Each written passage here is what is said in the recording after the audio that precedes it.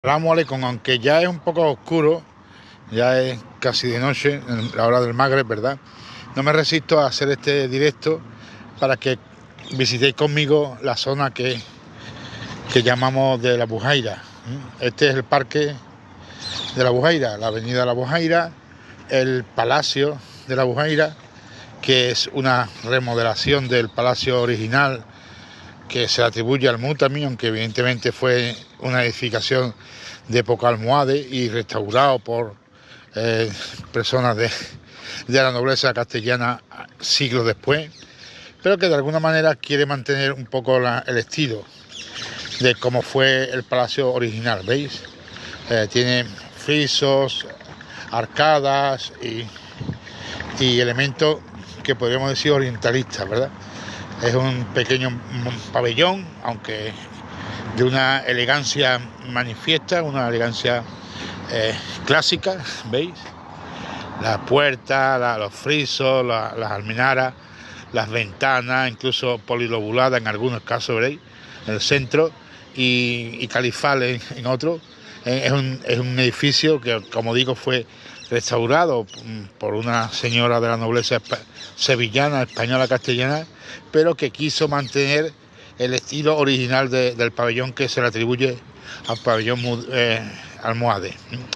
Pero este, no sé si veis aquí al fondo, de donde están estos amigos, este estanque, que es un estanque original de la época almohade, está construido en la misma época que la Giralda de Sevilla.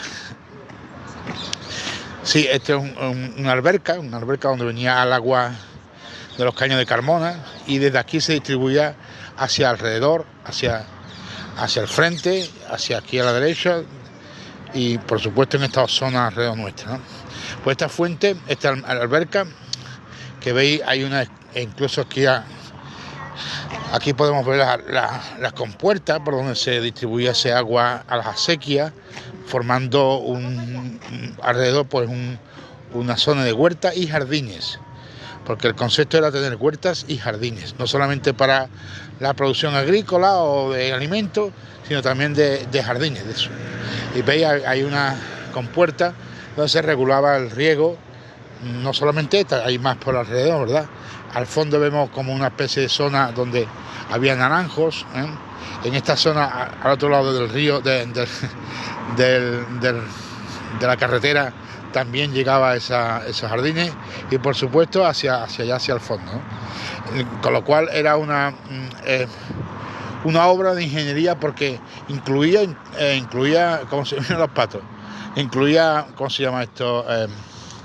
Norias y zonas de elevación del agua para que el agua circulase adecuadamente en todo alrededor. Esta zona que veis en estos pilares fue proyectada por Aníbal González para que hiciera una catedral. No sé si fue, afortunadamente no se concluyó, pero a Aníbal González se le planteó hacer una catedral en esta zona. Afortunadamente no la concluyó, pero quedó los cimientos de esta obra, ¿no? Bien, pues aquí, como veis, está la parte de lo que se llama el palacio. Hoy en día esto es un centro cívico, o sea, está dedicado al uso cultural de la ciudad de Sevilla. Y bueno, tiene un interés limitado, pero sabiendo que estas piedras, este fondo, este principio del arranque de la obra data de la época del Ibn Basot, o sea, el almohade Ibn Basot, arquitecto que fue del Magreb, vino a Andalucía y comenzó la remodelación en la época andalusí de Sevilla. A él se le atribuye grandes obras en la arquitectura andalusí y por supuesto esta obra de cómo se hace esto para girarlo. No sé cómo girarlo. Vaya, bueno, lo voy a girar de esta manera, así, a lo bruto. No, así no me gusta. Tiene que ser de alguna forma, a ver cómo se hace esto. Guía, cofre de tesoro, girar la cámara, bien, para que me vea a mí, este soy yo, ¿eh? Este soy yo, ¿eh? Espérate, cancelar no. Porque, como digo, voy a entrar en un acto interreligioso. En realidad no es un acto interreligioso, es una reunión interreligiosa para plantear actos interreligiosos. Yo represento a la comunidad islámica. Es verdad que la comunidad islámica no participa activamente en actos interreligiosos en Sevilla, porque evidentemente parece como que algunos imanes, desde algunas mezquitas, o prácticamente todas las mezquitas, prefieren vivir el Islam en soledad, lo cual es un error. Yo creo que la comunidad islámica debe de vivir la religiosidad junto con otras religiosidades del entorno, ya sean cristianos, judíos, brahma kumari, bahá'í o cualquier otro. Yo tengo mi interpretación del asunto de cada religión. Yo soy musulmán, pero eso no impide, o gracias a que soy musulmán, que me relacione con actos de paz y de hermanamiento con otras religiones o espiritualidades, como hacemos en estos actos que desde hace ya demasiado tiempo venimos celebrando en Sevilla. Y vuelvo a repetir, es verdad que en la comunidad parece como que hay musulmana, parece como que hay muchos imanes, o prácticamente todos los imanes, que rechazan ese hermanamiento con otras religiones, ¿no?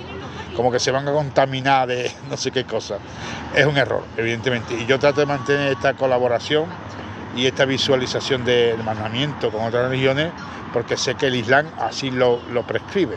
Esto es un acto que... Sí, vale, ya está, ya me voy. ¿No conmigo? No, conmigo no. Y yo sé que el Islam manifiestamente contribuye al hermanamiento con otras religiones, espiritualidades. Pero los imanes de nuestra ciudad son muy cortitos y no quieren ese hermanamiento. Bien, en cualquier caso, yo estoy aquí dispuesto a mantener esa actividad para que la gente de Sevilla sepa que los musulmanes somos gente de paz. Somos gente de paz y estamos abiertos al hermanamiento con otras religiones, ¿vale? Bien.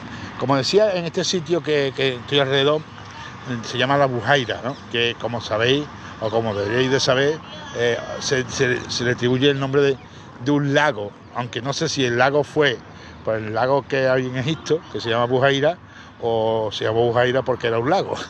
No sé quién empezó primero, si el huevo o la gallina. En cualquier caso, esta zona se llama La Bujaira. Y veréis, la zona detrás mía es donde está Sevilla. Y entre nosotros y de Sevilla había un río importante que se llama Tagarete. Pero Al-Mutamid, que Allah esté complacido con él, y Bin Abad, de la familia de los Abad, decidió ampliar el espacio urbanizable, por decirlo así, a esta zona del Tamarguillo, o sea, del Tagarete, más allá del Tamarguillo. Salió de las murallas, digamos, de la ciudad y empezó a transformar esta zona que vemos alrededor. Y la transformó porque comenzó a desecar algunas zonas, porque era una zona inundable. Empezó a delimitar la zona que se inundaba y creó una alberca. No era esta alberca que estamos viendo detrás nuestra, porque esta alberca es de época almohade, pero algo empezó a transformar esta zona para que sirviera de huertas y para la propia ciudad de Sevilla. Veréis, justamente es que está en aquel lado.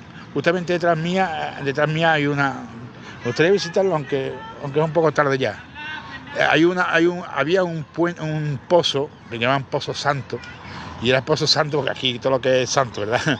Era un pozo de afloramiento de agua potable, y al parecer había quedado allí, y ahí se reunían los cristianos que se escondían al principio de la época romana, una iglesia paleorromana, ¿no? O sea, eran primitivas iglesias que se escondían en ciertos sitios, como ese afloramiento de agua que está oculto, porque el tiempo lo ha ido enterrando, aunque hay un templete que conserva el sitio donde esa fuente, ese Pozo Santo existía, ¿no? O sea, había un afloramiento natural de agua potable en esta zona. Lo digo porque es una zona, aunque estaba fuera de la muralla de la de Sevilla, era evidentemente una zona habitada y conocida. Bueno, pues esta fue la zona en la cual Al-Mutamid, que Allah esté complacido con él, comenzó a transformar para que se hubiera huertos. Unos huertos era importante porque, claro, la ciudad en aquella época de Al-Mutamid empezó a crecer, y ya los huertos dentro de la muralla escaseaban, ya no había tantos huertos dentro de la ciudad. ¿Y sabéis por qué es importante tener huertos dentro de una muralla? Porque en caso de asedio había que tener habituallamiento para mantener la población dentro del cerco.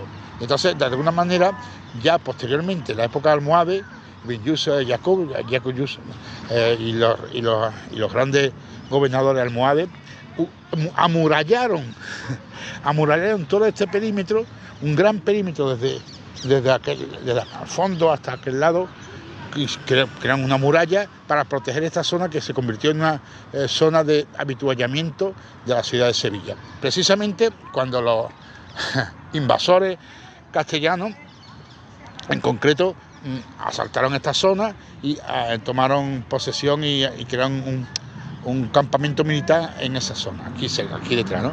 ¿Por qué? Porque así evitaba que la ciudad de Sevilla tuviera este habituallamiento por las huertas y jardines que había en esta zona.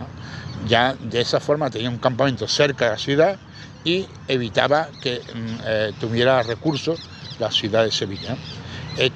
Tuvieron muchos más campamentos alrededor de la ciudad entera, hasta cercarla, pero uno de estos campamentos estuvo en esta zona, que precisamente cuando hay el repartimiento de esta zona, de la que es la Bujeira, el jardín, huerto y jardines de la Bujeira, que como digo era un espacio celebrado en el mundo entero, era famoso por sus maravillas de reparto de agua, de aclimatación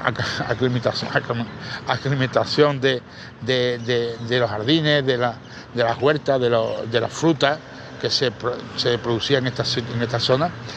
Pues además de eso, pues hubo el repartimiento cuando la conquista castellana, y el repartimiento se hubo en tres sectores. Uno para la iglesia, y esa zona de la iglesia le llamaron Puerta del Cielo, Portacelis, porque claro, los curas que van a ser Puerta del Cielo, Portacelis. Después estaba Huerta del Rey, que era la parte, digamos, del ayuntamiento, o sea, del rey, eso era parte del rey. Y bueno, aquella parte de San Bernardo, la zona de San Bernardo, que era municipal, ¿no? O sea, hubo un repartimiento entre la iglesia, el rey, los señores feudales del rey, de la monarquía, y el ayuntamiento.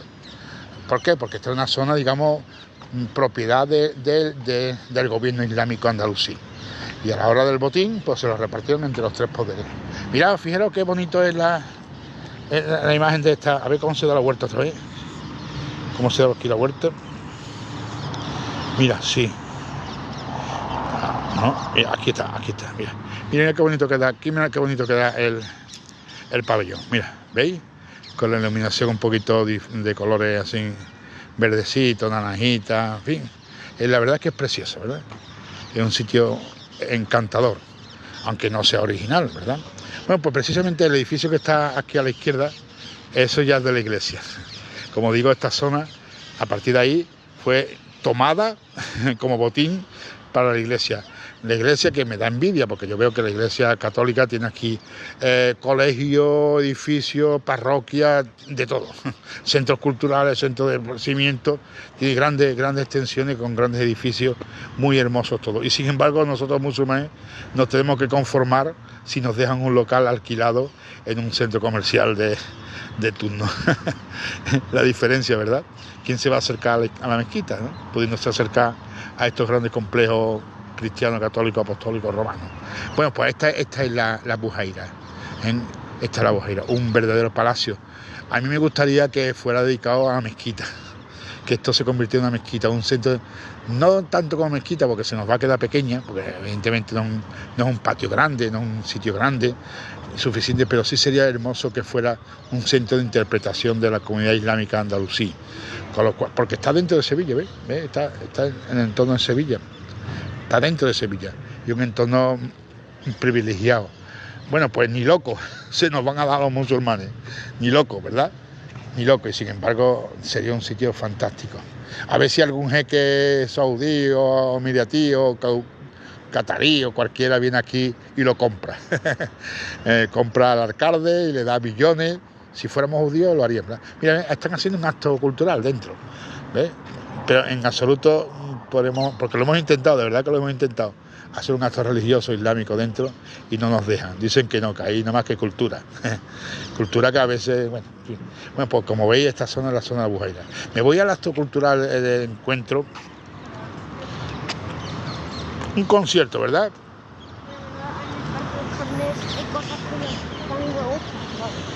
Un concierto de... O sea, que el barrio participa en estos actos culturales, ¿verdad? Pero a mí me da envidia. Yo quisiera que ese palacio, ¿veis? Ese palacio fuera un palacio de interpretación de la comunidad islámica andalusí, porque lo manifiesta, ¿verdad? Porque dignificaría a la comunidad islámica andalusí, porque los musulmanes en Sevilla no tenemos por qué estar dentro de garajes, escondidos, con falta de equipamiento, en sitios que realmente son deprimentes. Pues mi mezquita es deprimente. Yo voy a la mezquita y me da pena ir allí. Es un local comercial que hemos habilitado al lado de un garaje. Sin embargo, esto que estoy viendo aquí atrás debería de ser un espacio de interpretación para la mezquita fantástico. Que cualquier turista musulmán viniera aquí, pudiera hacer un salat en un espacio histórico, porque aquí estuvo Al-Mutamí, Ben Yusuf Jacob y tantos grandes hombres sabios del Islam en Andalucía pasaron por aquí, por estos jardines, por estos huertas, por estas albercas y este palacio. Un camino porque justamente alrededor nuestra se acerca de pasar los caños de Carmona, que el agua es riquísima, potable, que venía desde Alcalá de Guadaira, llegaba al centro de Sevilla, por lo tanto era un punto de paso seguro. De hecho han hecho una especie como de alberca aquí alrededor, como muy bonita, ¿verdad? En fin, una alegría saludar desde Sevilla, desde Sevilla, ¿veis? Han decorado esto con palmeras, lo cual me alegra. Palmeras datileras, que no son palmeras washingtonas. Los cipreses, bueno, se entonan porque los cipreses como de un cementerio, ¿no? Significan algo más tétrico, pero también hay higueras y olivos. Aquí alrededor hay una zona donde han puesto olivos y otra zona donde han puesto higueras.